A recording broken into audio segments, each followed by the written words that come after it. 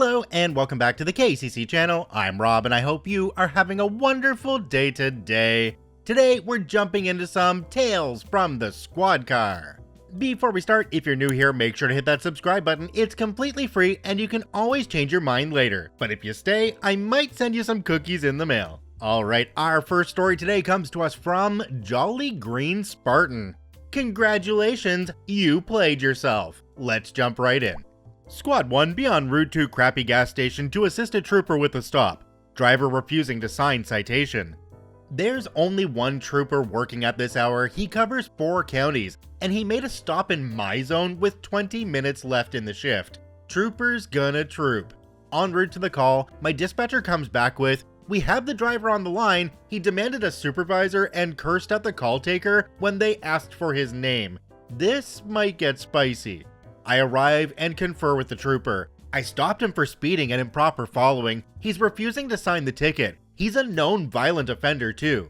In this state, refusing to sign a citation is a mandatory booking offense. The signature is an acknowledgement that the ticket will be taken care of, not an admission of guilt. Okay, well, I'll talk to him, and if he doesn't get it, we'll do it the hard way. We approach, trooper with the ticket on the driver's side, me on the passenger side, empty-handed. As I come to the window, the driver rolls up the trooper's window most of the way and locks the doors, leaving my window wide open.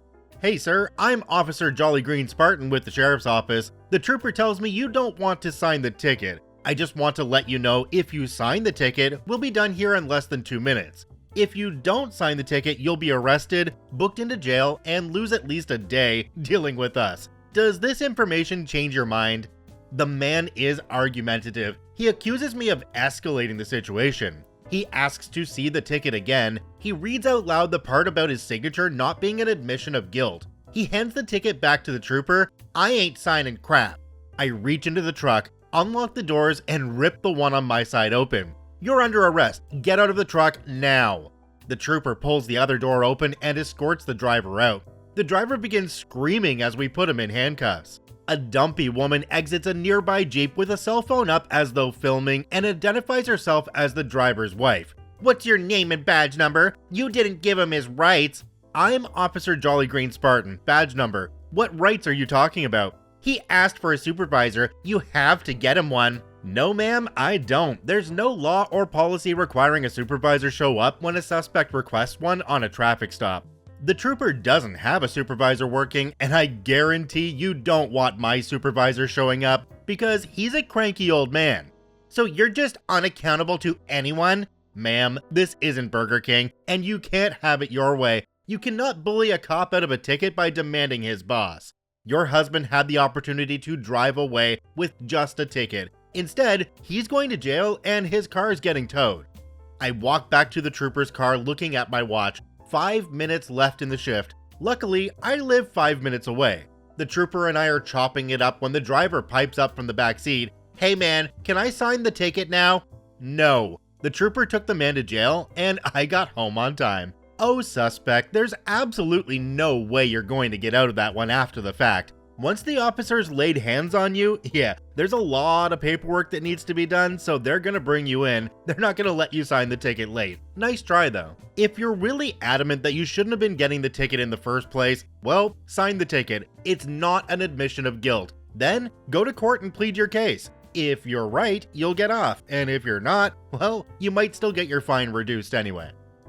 Our next story today comes to us from 2 Blue Zebras. Any reason you're sweating so much? Let's jump right in. I was dispatched to a crash of a single vehicle into a wall. The vehicle was blocking the fast lane and an ambulance was dispatched as well. When I got on scene, I saw a male walking down the freeway center median away from the crash, about a football field away. I checked the car and no one was in it. 1 + 1 equals that was probably my driver. The car had a broken front axle and wasn't going to be driven away. The ambulance went ahead and contacted him, then he started walking back after talking to them. So much easier when I don't have to chase people down.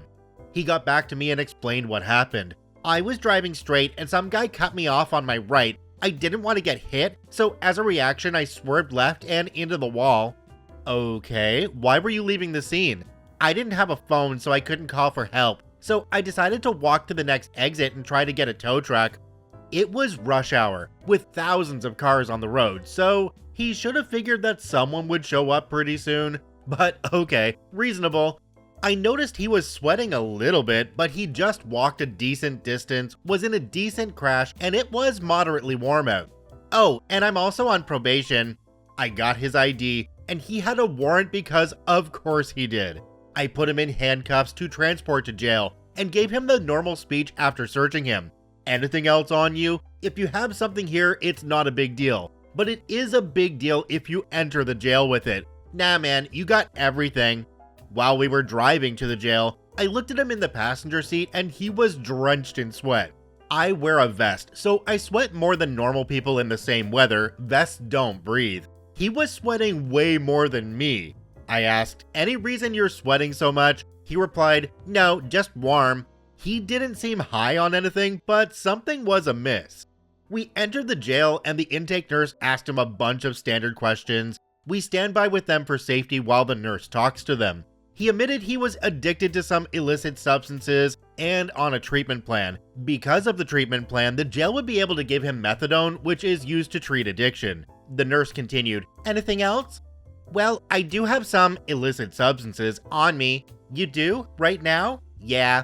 The nurse looked at me, then asked, "Where?" "Up my, you know where." "Up your, and what do you have?" "Some M and some H, I think." I sighed. Come on, man. He looked at me. "What, I told you now so you wouldn't think I was trying to sneak it in." The time to tell me was 3 locked gates ago. He told me now because he knew he was going to be provided substances in jail, so he didn't need to sneak them in. "Can you get it out?" I put a glove on, he retrieved it himself, and I went from a simple warrant arrest to a new felony charge. I also learned a good reason someone might be sweating a lot. Oh, I have so many questions. Number 1, was he driving around with these things in the prison purse already? Or did he put them in there once he had the accident, knowing he might need them where he was going? Now, OP clarified just how much of an idiot this person was because they said, bringing it into the jail is an extra charge that adds years. Although, in reality, simple possession is usually 0 jail time. Time served, just probation. Bringing it into the jail makes it likely he'll do at least a year. Unfortunately, addiction really sucks, and I think this guy really just wanted to have his next hit in jail. But when the nurse said that he would get methadone, he gave it up right away. I sincerely hope that in the year or 2 that he's in jail, he'll be able to clean himself up and not go back into it when he gets back out. Our next story today comes to us from the same OP as the first one, Jolly Green Spartan, Firefighter Karen. Let's jump right in. I was dispatched to a wreck with injuries in a subdivision. Caller states a woman wrecked her motorcycle is laying in the road covered in red substance. Turns out it wasn't a motorcycle but a recumbent bicycle. The rider had some pretty nasty road rash, but seems okay. There's another woman standing over her. The medics arrive and they and the firefighters try to get to work, but the woman standing over the victim is in their way. "No, she needs to be backboarded. I'm a firefighter, that is protocol." I pull her out of the way, and she rips her hand away and makes like she's going to hit me. "You don't want to ride this train, lady." She recovers herself and starts into a rant. "She has a head injury and should be backboarded. I know this medic, she doesn't know her job." My county has one large city with its own career fire department. The rest of the county is covered by private or volunteer agencies. I volunteer with the fire department that covers this area, and their protocol is to backboard only when neurological symptoms are present, not anytime there's a head injury. "Lady, you can't just interfere at a scene. You're in plain clothes and haven't shown me any credentials. Now back off or I'll put you in handcuffs." "Well, I will be handling this in a professional manner. That medic is not doing her job and is going to hurt this woman. I have your name and your badge number too." She drives off in a car with firefighter plates. I can't wait for that complaint to come in. This one makes me wonder, is she really a firefighter or is she the spouse of a firefighter driving their vehicle with the plates on it? You know, the dependopotamus. Karen here wasn't trying to be part of the solution, she was being the entire problem. OP, I would love to see that complaint as well. I hope one was actually filed, because I think we could all get a laugh out of it. Our next story today comes to us from the suspect side from a user called Reddit admin dumb87. Well, officer, you're going to be the first cop to issue me a speeding ticket. Let's jump right in. Some backstory on me. I live outside of America for the majority of my life, but I maintain a stateside driver's license and address.